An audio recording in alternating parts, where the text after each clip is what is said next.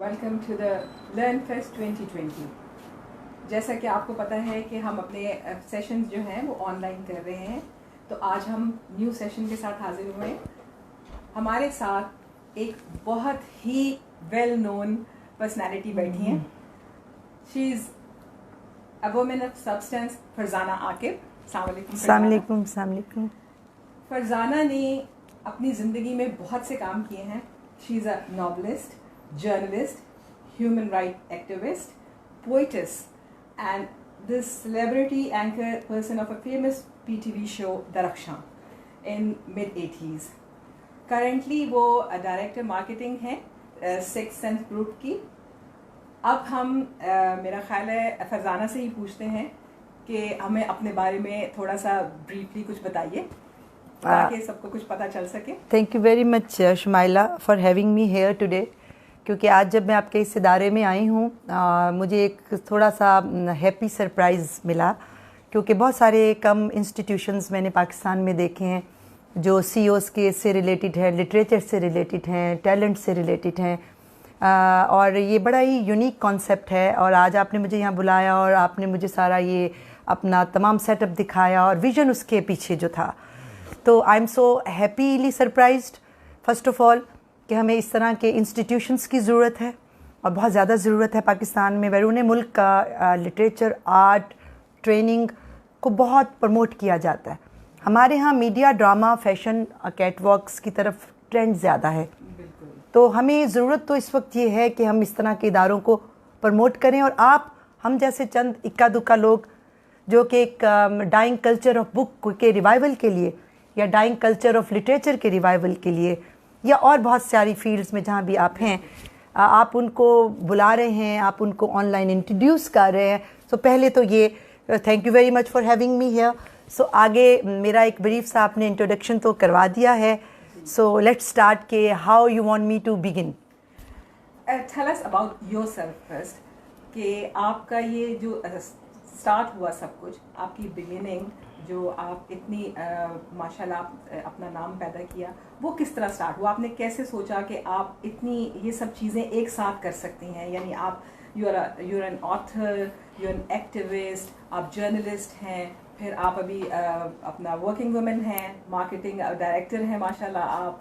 तो ये आप शुरू से हमें बताइए कि आपने ये सब क्या पहले सोचा, या बचपन से ऐसे क्या आपकी जो अपब्रिंगिंग थी ऐसी कैसे हुई जो आपने ये सब स्टार्ट किया? इस्माइला जी, ये तो एलिमेंट जो है ना, इससे तो कोई डिनाई नहीं है कि जिस माहौल में एक बच्चे की ग्रूमिंग होती है उसका इन्वायरमेंटल और सर्कमस्टेंशियल इफ़ेक्ट जो होता है वो तो उसके ऊपर मस्ट है।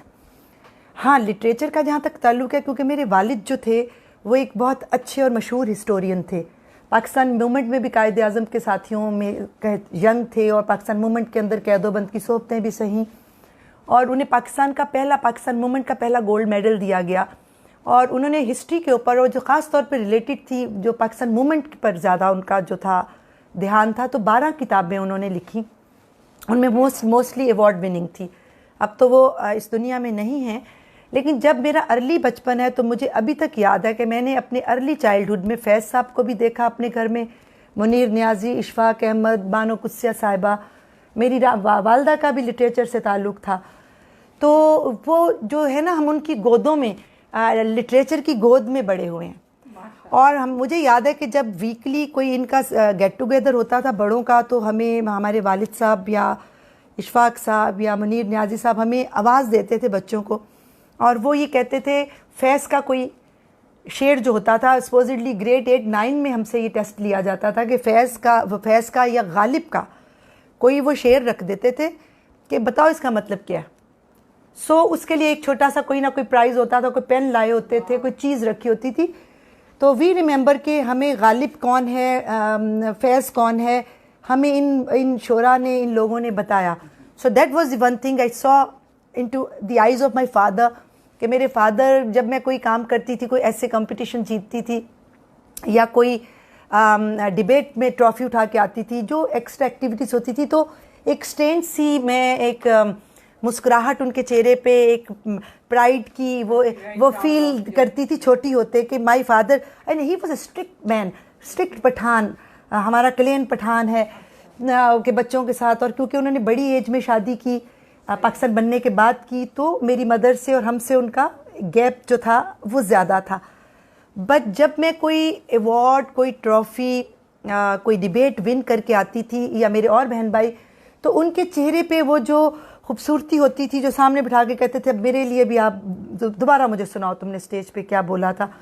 So that gave me the encouragement. और फिर जब मैंने डिसाइड कर लिया, और लक ने मेरी शुमाइला जी बहुत फेवर की। अब मैं नॉन स्टॉप अगर आप इजाज़त दे तो, क्योंकि हम जानना चाहेंगे कि आपने क्या किया और कैसे किया। अच्छा, अब लक ने ये फेवर की कि अर्ली चाइल्डहुड से मैं स्कूल में एक एक्स्ट्रा एक्टिविटी वाला बच्चा थी, जो कि ग्रेड 6 से इनाम ला।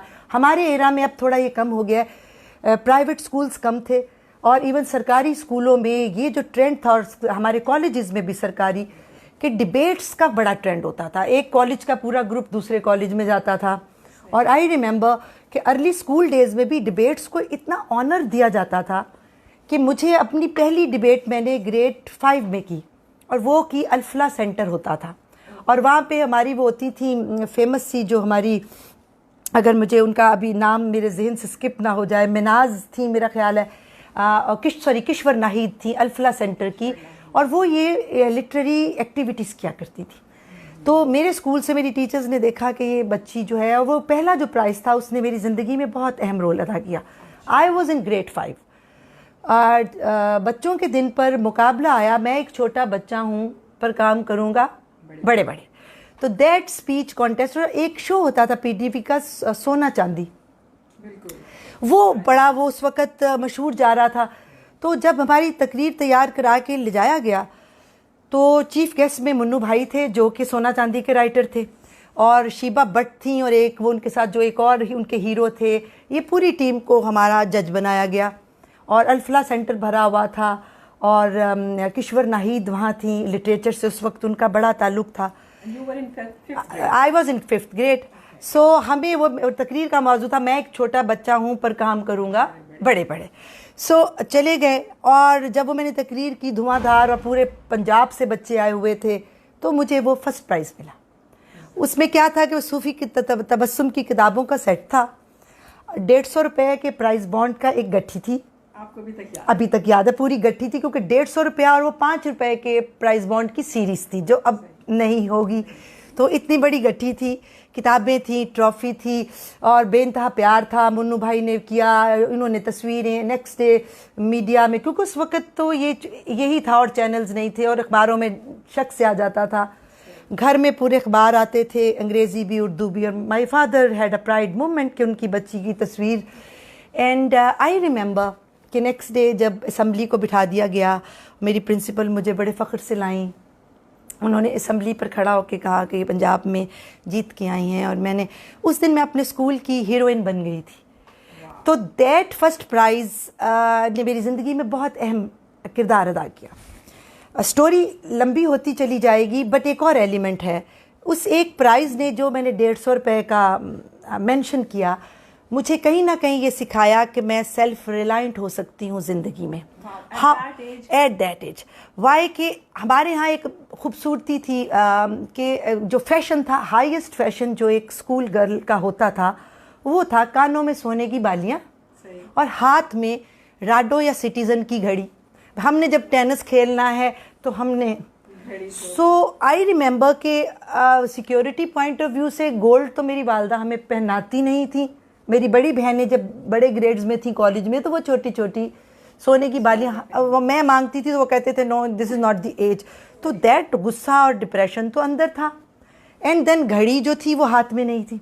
सो when I won this prize and my father said what to do, तुम अपने, तो I said this is my prize bond. He said what to do, तो मैंने कहा कि मुझे तो प्राइज बॉन्ड्स कोई नहीं रखने, तो can I have my citizen या Rado watch. And my father gave, I remember, बड़ी खूबसूरत स्माइल दी, और अगले दिन वो अपने पास से कुछ पैसे डाल के, 500 रुपये उस दौर में बहुत होते थे, एक बड़ी खूबसूरत सी गोल्ड उस प्राइज बॉन्ड में डाल के मेरे लिए उन्होंने वो घड़ी दी। एंड आई रिमेंबर कि वो मेरे सेल्फ रिलायंट होने की तरफ एक पहला कदम था। मैंने अपने अगले कंपटीशन में और मुकाबला किया। And then another interesting event came. ये मैं बच्चों के लिए बात बता रही हूँ कि देन फिर एक और डिबेट कंपटीशन हुआ, और जिना जो हमारा हॉल है जो गवर्नमेंट का है, और आई थिंक लाहौर के मेयर ने वहाँ पर एक और उस वक्त मेरा ख्याल है मैं एक आध साल आगे आ चुकी थी, ग्रेड 6-7 में आ चुकी थी। तो उस वक्त हमारे मेयर थे, हमारे स्कूल की टीम गई, and again there was a debate, and उसमें मैंने फिर फर्स्ट प्राइज़ जीता, वन अगेन। तो फर्स्ट प्राइज़ था 500 रुपये लिफाफे में ट्रॉफ़ी के साथ। बट मैंने शायद बहुत ही अच्छी तकरीर की थी, तो उसके साथ कुछ चीफ़ गेस्ट आए हुए थे, मुझे अभी तक उनके नाम नहीं भूल सके। उनमें गालिबन एक शख्स, तो उनका नाम मुझे याद नहीं, पर वो किसी प्राइवेट स्कूल मैनेजमेंट के हेड थे, और एक साहब थे जिनकी फ़िल्म मौला जट बड़ी मशहूर हुई थी, Sultan Rai. No, that was the director.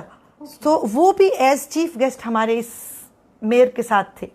तो 500 रुपये का फर्स्ट प्राइज़ तो मिल गया, तो उन्होंने भी उठ के 500 का प्राइज़ मेरे लिए अनाउंस कर दिया। So the lady had 1500 in the pocket. So अगले दिन स्कूल में सोने की बालियां भी थी। जबरदस्त। सो ये जो मोटिवेशनल फैक्ट मिलता चला गया कि ना सिर्फ बोलना आया, बल्कि माशरे ने भी बताया कि हम आउटस्टैंडिंग बच्चों को, जो कि मैं ये सोच रही हूँ कि प्राइवेट स्कूलों में ये मैंने इस एलिमेंट को बहुत वो उसमें देखा है कि आजकल वो बिल्कुल ख़त्म हो चुका है। रिवाइवल पिछली एक आध गवर्नमेंट ने करा था कुछ अर्सा पहले, मैं अखबारों में कुछ चीफ मिनिस्टर्स के नाम पढ़ रही थी, ख़ास तौर पे शहबाज शरीफ का मैं मेंशन करना चाहूँगी कि उन्होंने दोबारा ये रिवाइवल शुरू किया था डिबेट्स का। तो दिन मैं बहुत खुश हुई थी, मैंने कहा क्योंकि इस एक चीज़ से मैंने बहुत सारे बच्चों को बनते देखा, जो सेल्फ कॉन्फिडेंस है 100 के मजमे को एड्रेस करने का। एग्जैक्टली, यही तरबियत है जो आप अपने बच्चों को देते हैं। मैं आपकी थोड़ी बात दरम्यान में काटूंगी, और ये यहाँ पे मैं ज़रूर ये मेंशन करना पसंद करूँगी कि ये मैनेजमेंट हाउस जो है यही काम कर रहा है। हम क्यों सबको सक्सेसफुल लोगों को यहाँ बुलाते हैं, ये कम्युनिटी सर्विस है, ताकि हम मोटिवेशनल टॉक्स दे सकें, जो हमारे बच्चे हैं, जो हमारी लड़कियाँ हैं या लड़के, वो उनको सुने और वो ये समझें कि वो ये सब चीज़ें अचीव कर सकते हैं। That's why we call you here, कि आप हमें बताएं कि आप कैसे इतने सक्सेसफुल हैं। मैं शुमाइला बिल्कुल बताऊंगी, क्योंकि कभी कभी मुझे लगता है अभी तो इट्स टू अर्ली, अभी मैंने सिर्फ 4 इंग्लिश नावल लिखे हैं, कुछ उर्दू की किताबें हैं, बट जब एक राइटर अपना बायोग्राफी लिखता है उस तक के लिए उसके पीछे एक बहुत बड़ी ट्रेल होनी चाहिए। तो कभी कभी इन तमाम बातों को रकम करना, और मैं लिखूंगी जब मैं अपनी बायोग्राफी लिखूंगी, लेकिन मैं सोचती हूँ it's too early to write a biography चंद सालों के बाद। तो उससे पहले ही आपने मुझे बुलाया, कुछ और दोस्त भी अक्सर पूछते हैं, लेकिन मज़ा आ रहा है आज क्योंकि एक प्राइवेट सा चैनल है, और आपसे हाँ, अब सेल्फ रिलायंट की बात जो है, जो कि मैं अपनी यंगर जनरेशन को, अपनी बेटियों को, अपने बच्चों को जो बताना चाहूँगी, having come from a very good family, but still ये होता है कि हमारे दौर में अब तो हम बहुत लेविश पेरेंट्स बन चुके हैं, हम बच्चों पे बहुत कुछ निछावर कर रहे हैं जो कि हमारी मोहब्बत नहीं है, जो हम उनको मेरा ख्याल है स्पॉइल कर रहे हैं। लेकिन हमारे एरा में जो हमारी ट्रेनिंग हुई, आज मैं सोचती हूँ कि I am so thankful to my parents कि उन्होंने हमें थोड़ा सा खींच के पाला। तमाम रिसोर्सेज होने के बावजूद उन्होंने हमें एहसास दिलाया कि ज़िंदगी को ख़ुद बनाना कितना इम्पॉर्टेंट होता है। तो मेरी स्टोरी यहाँ से यूँ चलती है कि ये करते करते मैं ग्रेड 10 में आ गई। जब मैंने ग्रेड 11 में कॉलेज में दाखिला लिया, तो इसी तरह मैं किसी प्लेटफॉर्म पर तकरीर कर रही थी, गवर्नमेंट कॉलेज का प्लेटफॉर्म था, और पीटीवी के जनरल मैनेजर वहाँ किसी प्रोफेसर को नहीं, वहाँ उन्होंने मुझे सुना पहली दफ़ा। उसके बाद वो सिलसिला था, कुछ दिन के बाद इंटर कॉलेजिएट, तो हमारे अपने कॉलेज के अंदर भी तमाम टीमें आई हुई थी, and on my in house जो था वहाँ मैं स्टेज सेक्रेटरी थी।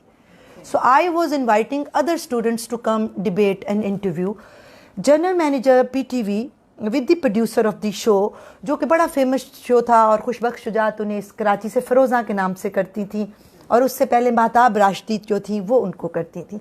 तो वो प्रोग्राम लाहौर सेंटर की तरफ आ गया, and now they were looking for someone जो कि उन इतनी मशहूर नामों के मुकाबले में उसको पंजाब के अंदर, लाहौर के अंदर, तो they came to select one of my English lecturer for this task, और उनकी उनसे निगोशिएशन हो चुकी थी, उनको वो बनाना था। तो that lecturer was having her class. तो प्रिंसिपल ने कहा कि आइए, एडिटोरियम के अंदर एक all intercollegiate debate competition चल रहा है, तो why don't you come and sit in the एडिटोरियम।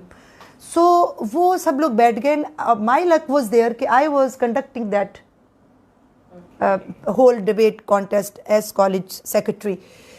तो मेरा बोलना उनको बहुत पसंद आया कि उन्होंने मेरी टीचर को कैंसिल करके प्रिंसिपल से कहा कि we want this girl if she accept के ये वो प्रोग्राम दरख्शां उसका नाम बदल दिया गया और लाहौर स्टेशन से करें. बट मेरे लिए ये बहुत बड़ा टास्क था कि मेरे वालिद एक बहुत ट्रेडिशनल पठान थे, रवायात को फॉलो करते थे. टीवी उनके लिए एक ऐसा था कि बेटी का टीवी पे जाना एक ये कोई बहुत बड़ा गुनाह है, बहुत बड़ी गाली है. बट अगेन मैं ये कहूँगी उन तमाम बच्चों के कि आपको अपने घरों में, अपने माहौल में अपने आप को मनवाना होता है. और जब आपका टैलेंट बस्टिंग टैलेंट होता है ना, तो दुनिया की कोई ताकत आपके टैलेंट को रोक नहीं सकती. जब एक दरिया बहता है ना, तो आप उसके आगे जितने भी वो रखेंगे वो अपना रास्ता बना लेता है. सो नेवर गेट स्केर्ड कि जी हो हमारी फैमिली बड़ी ट्रेडिशन है, हो हमारे भाई बहुत सख्त हैं, मैं बाहर निकली तो लोग मुझ पे उंगलियां उठाएंगे. Don't be scared. Low mentality से मत डरें. रस्तों में जो आपके पहाड़ आते हैं, ऑफिस वर्क प्लेस पे आपकी हैरेसमेंट होती है, आपके घर में आपकी, डोंट केयर. आपको शुरू में ऐसा होगा, बट फिर एक वक्त आपका आएगा जब सब आपको ही फॉलो करेंगे. सो ये जब proposition I, I was scared कि मैंने तो स्ट्रेट अवे कह दिया कि नो मैम, मेरे तो father TV, no no no no no, हो ही नहीं सकता. I knew it. And then my principal somehow हमसे रिलेटेड थी, मेरे फादर को जानती थी. उन्होंने मेरे फादर को फ़ोन किया, वो उनसे मिली और उन्होंने उनको कन्विंस किया. बट मेरे फादर 50% अंदर से कन्विंस थे, नोइंग कि my child is very talented, my child is a debater, my child every day तो ये ट्रॉफी लाती है घर. हम उस वक्त बहुत कंपटीशन होते थे, हर हफ्ते जाती है तो मुशायरे की भी ट्रॉफी ले आती है, इस्लामिक कंपटीशन की भी ले आती है, अंग्रेज़ी की भी ले आती है, उर्दू की भी. हमारे उस दौर में तो ये होता था ना, इंग्लिश डिबेट, उर्दू डिबेट. हम तो एक महीने में 8-10 ट्रॉफियाँ इकट्ठी करके ले आते थे स्कूल. तो जब उन्होंने कहा कि this is not a drama, this is not a modelling, ये आपकी बेटी को ऑनर दिया जा रहा है कि वो मशहूर खिलाड़ियों के, मशहूर लोगों के इंटरव्यू करे. सो उनको वो बात समझ आ गई एंड उन्होंने कहा जी उस वक्त तो सर पे दुपट्टा भी पहनेगी, पॉलिसी थी. तो ही फेल्ट ओके. सो मुझे इजाज़त मिल गई. मैं वो शो जो था वो मेरी लाइफ के लिए टर्निंग पॉइंट था. हाउ कि उस वक्त केबल नहीं थी, डिश नहीं थी, एक चैनल होता था PTV, उसे सारा मुल्क देखता था. और जो प्राइम टाइम होता था 8 साढ़े 8 बजे, उस पर आना एक बहुत, तो मेरा शो 8 बजे और 8:30 के दरमियान लगता था. उसमें फिर हम क्रिकेट के तमाम सेलिब्रिटीज़ के इंटरव्यू करते थे, हॉकी के करते थे, वो तमाम कामयाब स्टूडेंट्स जो समहाउ. सो वो मैं रातों रात एक 16 ईयर्स की लड़की जो थी वो रातों रात मुल्क की स्टार बन गई. तो मेरा कॉलेज जाना मुश्किल हो गया. उस शो के दौरान जब मैं कॉलेज जाती थी या मैं अपने स्कूल की बस में बैठती थी तो लोग मुझे पहचानते थे, लड़कियां मुझसे ऑटोग्राफ लेती थी. तो मुझे याद है कि मेरे लिए वो टाइम मुश्किल हो गया था, ट्रैवल करना, कॉलेज में जाना. कॉलेज में कुछ ग्रुप्स आके ऑटोग्राफ लेते थे, कुछ लड़कियां आवाज़ें भी कसती थीं. तो समथिंग यहाँ मैं आपको दोबारा से रोकूंगी. अभी आपने जैसे बात पहले भी की थी, आप जो वहाँ पे यहाँ पे सब है कि गर्ल्स में जेलसी बहुत होती है. तो जब आप इतनी, आपका नाम या कुछ, आपको कुछ मुश्किलें हुई ऐसी, आपको स्ट्रगल करनी पड़ी कुछ अपने फ्रेंड्स के साथ या कुछ? एक्चुअली उसमें थोड़ा सा हमारे यहाँ थोड़ा सा स्कूल का माहौल कंट्रोल्ड होता है.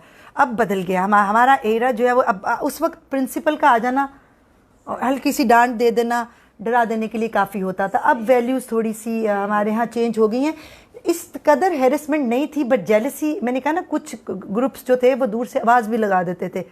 बट मेजोरिटी दोस्तों की साथ आके ऑटो भी लेती थी. उस वक्त हमारा वो कैमरा भी वो होता था, वो जो छोटा सा होता था, उसका पता नहीं फूजी कैमरा के क्या होता था. उस वक्त फ़ोन तो होता नहीं, कहीं उन्हें अपने बैग में रखे होते, छुपा के जी फूजी से तुम्हारे साथ तस्वीर.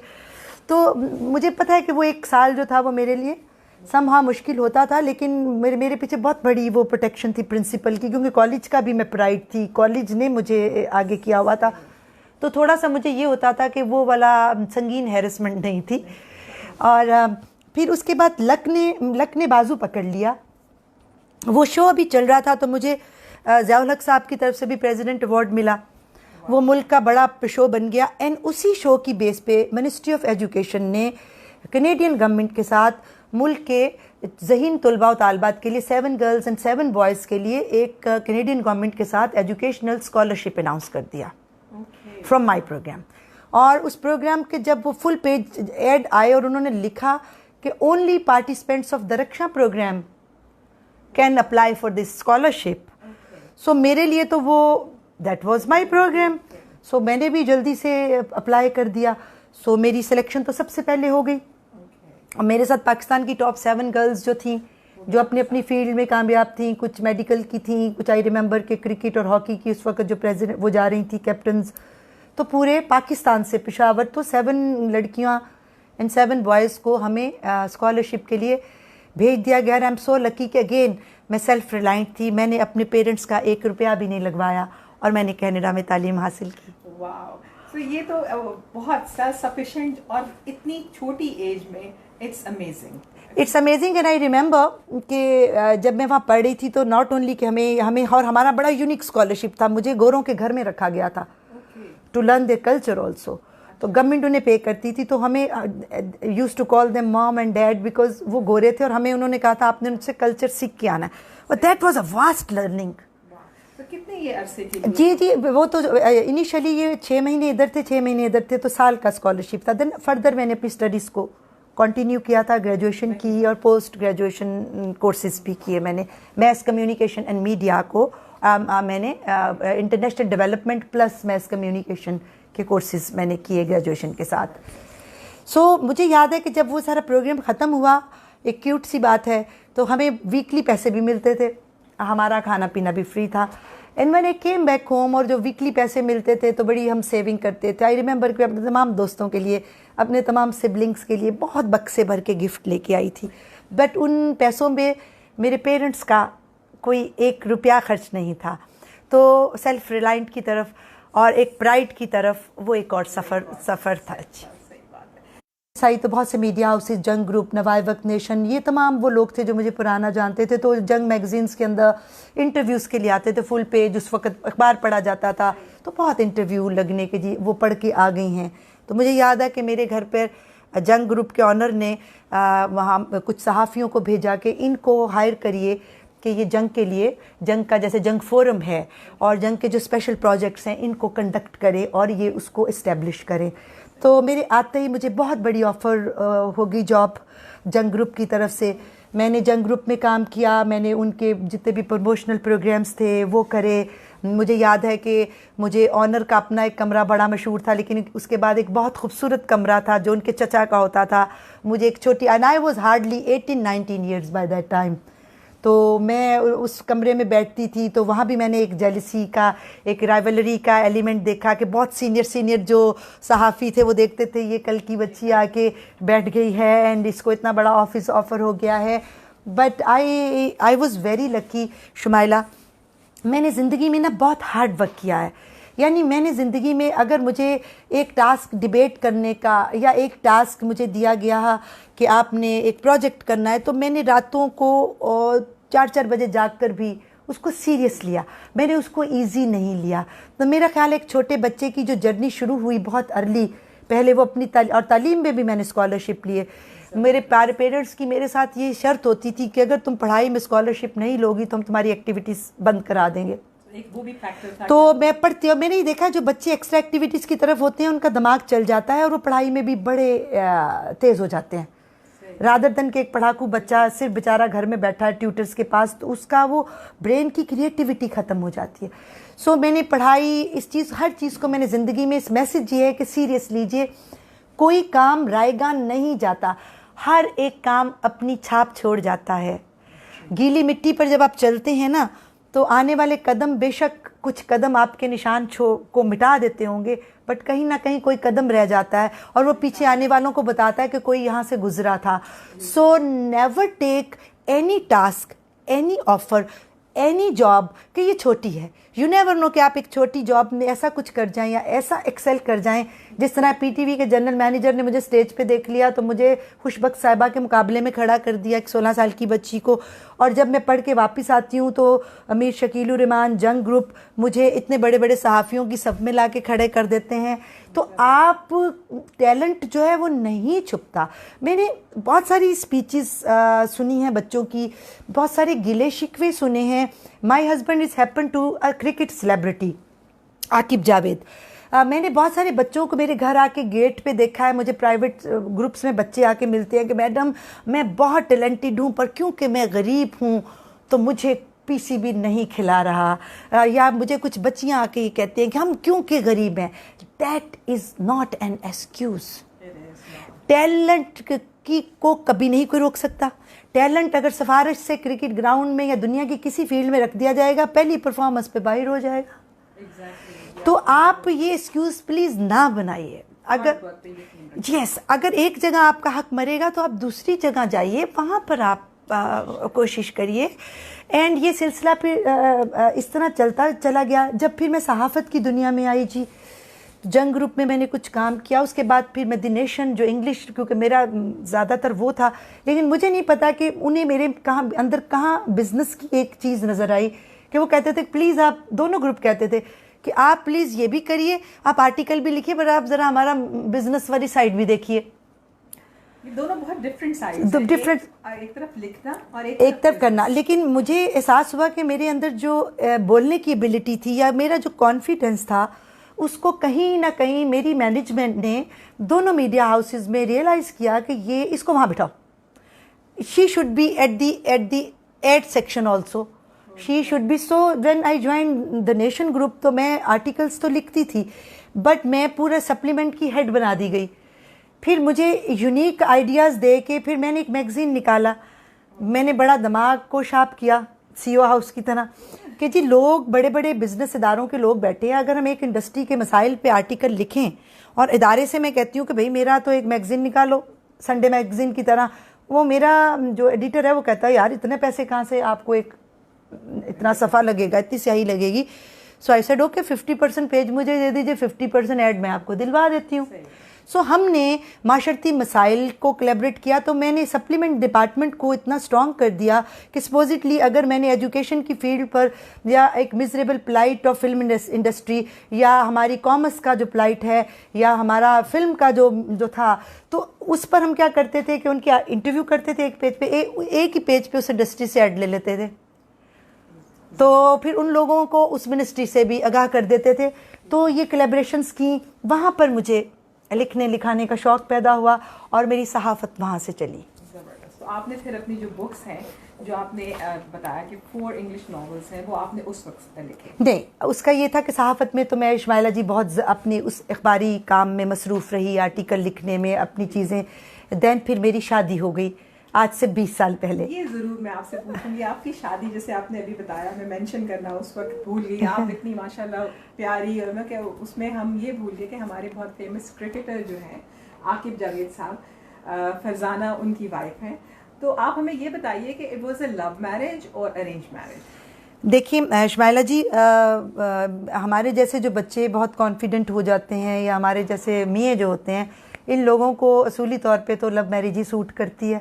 ये वो बच्चे होते हैं जो माशरे से बगावत किए हुए होते हैं और अपने बारे में बेहतर फैसला कर सकते हैं कि हमें ज़िंदगी में क्या चाहिए, रादर देन वो बच्चा जिसका एक्सपोजर नहीं है।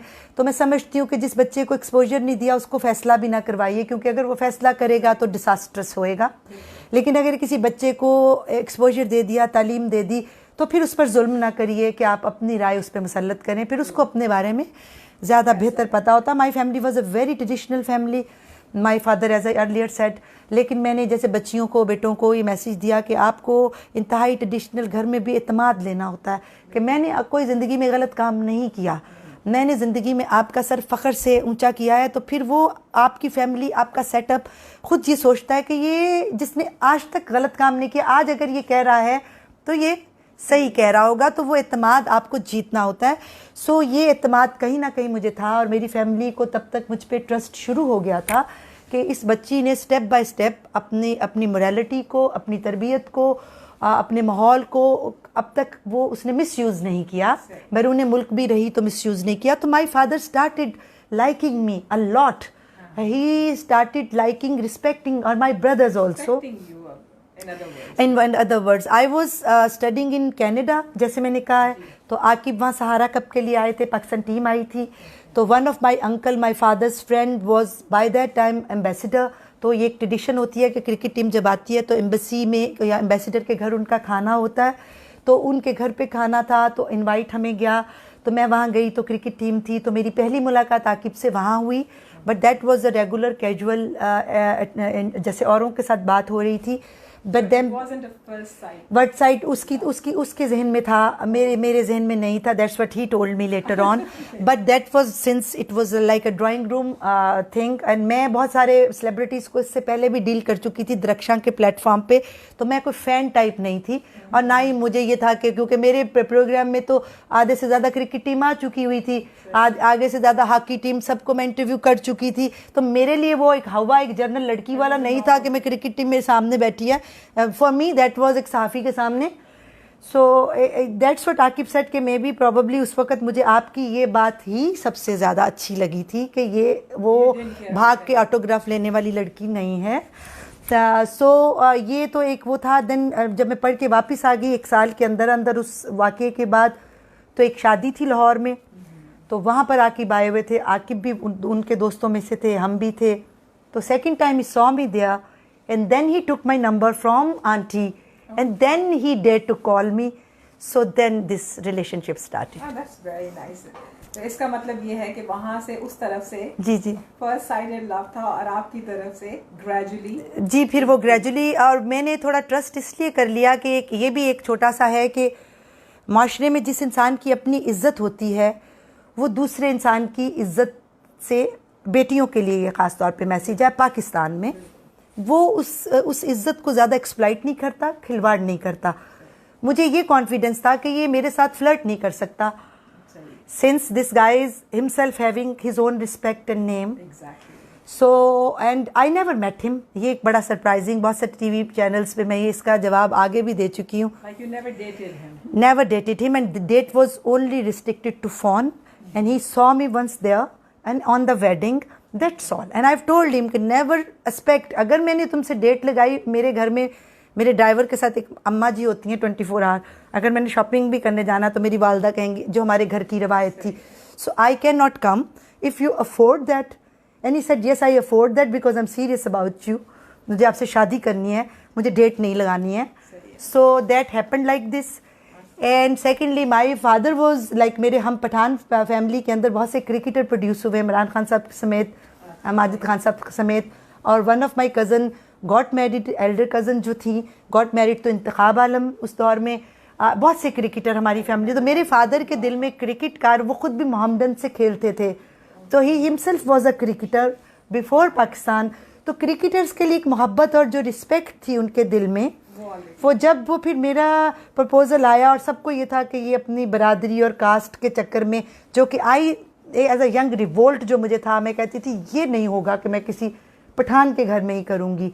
इफ़ आई फाइंड समवन, ये ट्रेडिशन नहीं होनी चाहिए, तमाम इंसान और तमाम ज़ात बरादरी से ऊपर हमें बात करनी है। सो एक ही मुझे डर था कि मेरे फादर ये जो एलिमेंट है ज़ात का ना ले आएँ, कि उन्हें यह था कि मैं पठानों से बाहर अपनी बेटियां या बेटे नहीं ब्याऊँगा, मुझे सिर्फ यही डर था। बट मेरी लक ने वहाँ काम किया कि उन्हें क्रिकेट बहुत पसंद था और Aqib was a famous cricketer. So उन्होंने कहा कि ओके, अगर क्रिकेटर है तो कर दो। अब आप मुझे ये बताइए, आप इतनी बिजी होती हैं, आप इतने आप जैसे वर्किंग वुमेन हैं, आप जितने सोशल वर्क्स हैं वो भी कर रही हैं, एक्टिविस्ट हैं सब, तो आप फैमिली को कैसे टाइम देती हैं? अच्छा, इसमें ये थोड़ा सा फिर इसी से मैं आपके प्रीवियस सवाल को लिंकअप करूंगी कि मैं किताबों की तरफ कैसे आई। आपने ये मुझे पूछा था कि सहाफ़त, जब मेरी शादी हो गई, आकिब को भी बिल्कुल पसंद नहीं था कि मुझे, उसकी आंखों से लगता था कि मैं काम करूं या मैं अपनी सहाफ़त को कंटिन्यू करूं, और मुझे भी ये लगता था कि वो एक सेलिब्रिटी है, प्रॉबेबली उसको अनकंफर्टेबल फीलिंग होगी कि उसकी बीवी घर से निकले, या सो ही डिडंट अप्रूव कि मैं जॉब करूं। सो मैंने वो छोड़ दिया। फिर मेरी 18 मंथ्स के बाद हमने प्लान किया अपना चाइल्ड पहला, बेटी पैदा हुई।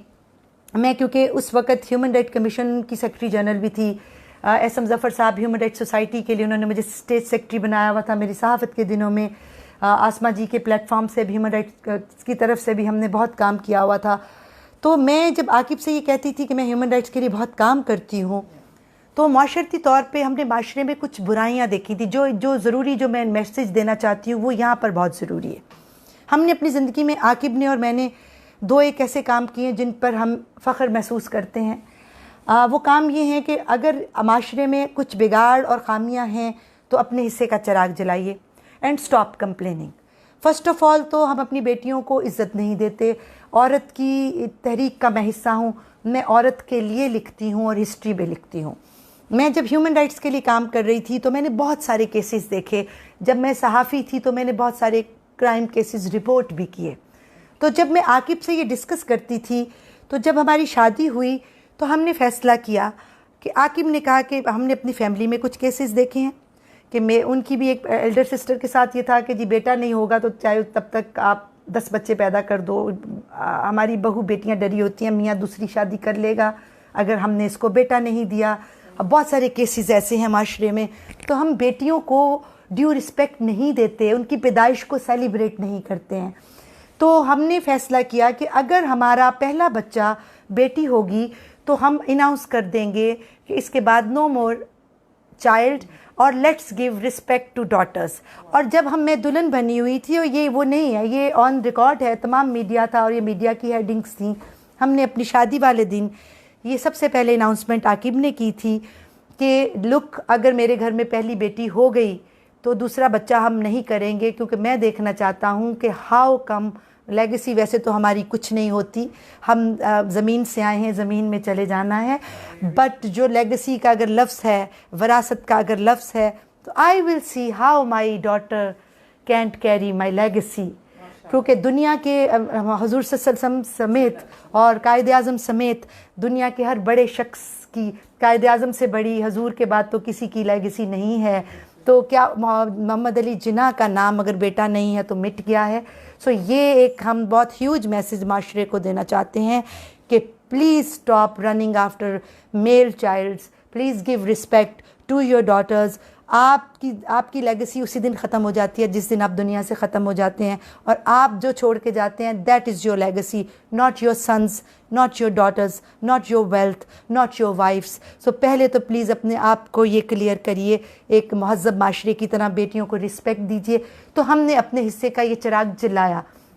सेकेंडली, माशरे में रोना, कंप्लेंट्स, बेरारवी, अंडरहैंड डील्स, एक क्लर्क की बेटी की शादी भी होती है तो वो अपने रिसोर्सेज से आगे बढ़ के लोगों को मुतासिर करने के लिए 30-40 लाख की रिश्वत लेकर अपनी आखिरत ख़राब करके रिश्तेदारों को मुतासिर करने के लिए शादी करता है। एक प्रोफेसर भी अपने ट्यूशन्स, ट्यूटर, ये पर्चे लीक करके, ये सब करके एक दिन के लिए शादी करता है, और उस शादी पे फिर भी उसको कभी आफरीन नहीं मिलती है, क्योंकि उससे भी ऊपर एक स्टेप होता है, उससे भी ऊपर एक स्टेप होता है। उसके you can not win this race, तो please stand out of this competition to improve and to prove people. तो ये शादी वाला जो फिनोमेना था ह्यूमन राइट्स एक्टिविस्ट्स के होते हुए, तो वो मेरी तरफ से फॉरवर्ड हुआ कि इफ़ यू वांट डॉटर तो I am standing with you, thank you very much कि आप मेरी तहरीक को मदद दे रहे हैं। पर मुझे ये बहुत बुरा लगेगा कि मैं अपनी शादी पे, एंड मैं जिस घर से आई हूँ या आकिब जिस घर से आए हैं, वहाँ 10 दिन पहले एक्स्ट्रावेगेंस शुरू हो जाती है। सिंगर्स आ रहे हैं, फजूल खर्चियाँ हो रही हैं, लिबास दिखाए जा रहे हैं। सो आई टुक दिस स्टैंस कि मेरी शादी मस्जिद में होगी। So that was the second thing जिसको मीडिया और पूरी दुनिया ने, तो हमने ये किया क्योंकि बहुत सारा मीडिया के आ जाने का डर था। तो नवाज शरीफ साहब के जो घर की मॉस्क थी उस पर तस्बीह पर और खजूरों पर मेरी और आकिब जावेद की शादी हुई, और हमारे वलीमे का खाना भी घर के चंद लोगों ने खाया, और हमने जो कुछ डोनेट करना था दाता साहब और इधर लंगर और गरीबों में बांटा। सो प्लीज़ ये जो 2 काम है हमने अपनी ज़िंदगी में किए। So you set an example. We tried. It's a very good thing.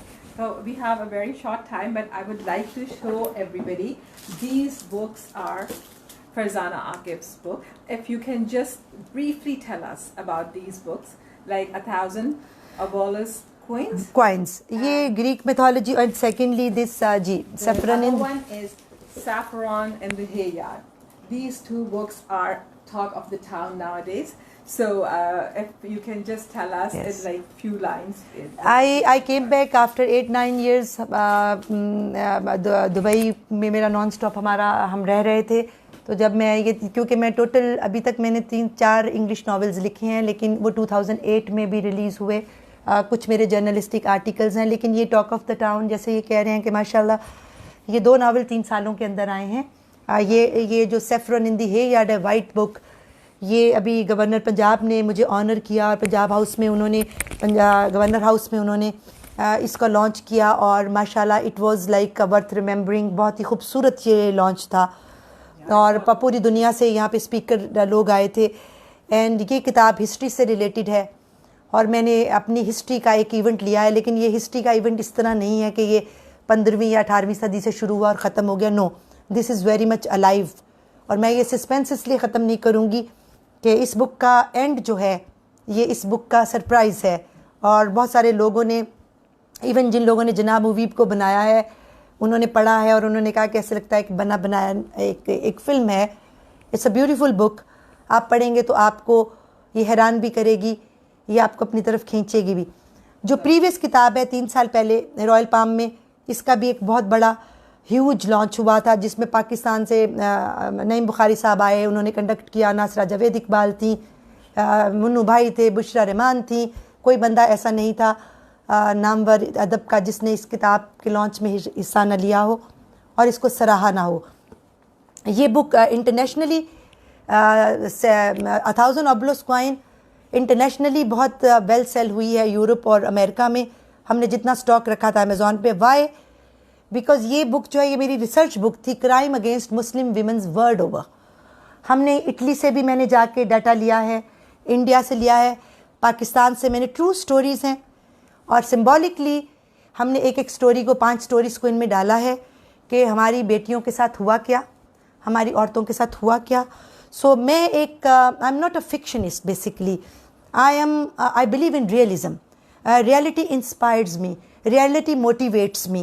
So I write about true stories, I write about history, and I mix fiction into reality. So that is my speciality, and I want कि I should give something to society जो कि हमारे इर्द गिर्द हो रहा है. एक सहाफ़ती अंसर मेरे अंदर बाकी है. So I am giving back. So now क्योंकि दरमियान में मेरा एक डिसकनेक्शन रहा सहाफ़त से, आपने कहा कि कैसे लिखना शुरू किया, तो किताबें जो हैं हम अपने घर की लाइब्रेरी में लिख सकते हैं. सो मैंने अब किताबों के ज़रिए अपना मैसेज जो है माशरे को देने का फैसला किया. So I recommend everybody to read these 2 books. And last 2 questions in few words. Like, what is happiness to you? Happiness comes from within. And is there any recipe for you? नहीं, happiness comes from within. और happiness is how you contain yourself, how you contain your desires, and how you are not rushing after everything. Oh, that's true. That is the best thing. If you're rushing after everything, then you cannot be happy. Stand out of the race. पुराने वक्तों में ये बड़े बड़े massive billboards नहीं होते थे, बड़े बड़े लॉन्स के ऐड नहीं होते थे. ज़िंदगी बहुत सादा थी. सोशल मीडिया ने हमें बहुत कुछ दिया लाइव, लेकिन सोशल मीडिया का मिसयूज़ हुआ. ये बिज़नेस पर्सपेक्टिव से बहुत अच्छा था, लेकिन आजकल जिस तरह हमारे छोटे छोटे बच्चे हर वक्त हम फ़ोन के अंदर बिज़ी रहते हैं, हमारा पीस ऑफ माइंड ख़त्म हो गया है. हम कंपटीशन में पड़ गए हैं. हमें बिलबोर्ड्स बुलाते हैं, हमें डायमंड्स आवाज़ें देते हैं, हमें बड़ी बड़ी गाड़ियाँ फैसिनेट करती हैं. सो प्लीज़ ज़िंदगी में कोशिश किया करें कि सुबह और शाम 2 टाइम, अगर आप बिज़नेस वुमेन नहीं हैं या बिज़नेस नहीं चला रहे और आप कुछ नहीं कर रहे, तो प्लीज़ अपने फ़ोन को एक सुबह चेक किया करें और एक सोने से पहले अपनी ज़िंदगी को एक पीसफुल इन्वायरमेंट की तरफ लेके आइए. ये कोरोना जो आया है, इसका एक पॉजिटिव हम ये जो इंटरव्यू कर रहे हैं ऑडियंस के लिए, हम बड़े कोरोना की खौफजदा फ़िज़ा के अंदर कर रहे हैं। मैं ये कहना चाहती हूँ कि अगरचे ये एपिडेमिक्स दुनिया में आते हैं, बट कोरोना का एक पॉजिटिव एलिमेंट भी है कि पहली दफ़ा हम घरों में बैठे हैं हमारे बच्चे, और पहली दफ़ा वो अपने माँ बाप से बात कर रहे हैं, और पहली दफ़ा जब ये ख़त्म हो जाएगी इंशाल्लाह एपिडेमिक और हम दोबारा जाएंगे, हम अपने लॉस को भी देखेंगे और हम ये भी देखेंगे कि ज़िंदगी इन चीज़ों से ऊपर भी है कुछ। If there is a life, please stand out of this race of materialism, stand out of this race of jealous, stand out of this race to show, to prove to others। अपनी ज़िंदगी को सादा बनाइए, अपनी ज़िंदगी को उन पुराने वक्तों की तरफ ले जाएं जब देहात में मिट्टी के ऊपर की हंडिया में खाना पकता था, क्योंकि उस वक्त जो पीस ऑफ माइंड था, believe you me, I have heard दो stories, but I do go some time on my farmhouse just to experience this, और मैं कई दिन वहाँ पड़ी रहती हूँ जस्ट टू फील कि सब फ़ोन काट दो, वाईफाई परे कर दो, because if you want to live long, if you want to live happily, if you want to spend a peaceful life, please science की इन इजादात से ज़रा हट के नेचर की इजादात को भी खुली आंखों से देखिए, और यही मेरा आपके लिए मैसेज है। That is a very nice message. One last question. In 2 or 3 words or phrases, what is success for Farzana Aqib? Success, happiness. Success is happiness. If you are happy, and if you don't have rest of the word, but you are happy, then you are the most successful person on the earth. That's great. Thank you very much. Thanks a lot for coming here. Thank you so much. Thank you very much. Thank you so much. Thank you. Very much. Thank you so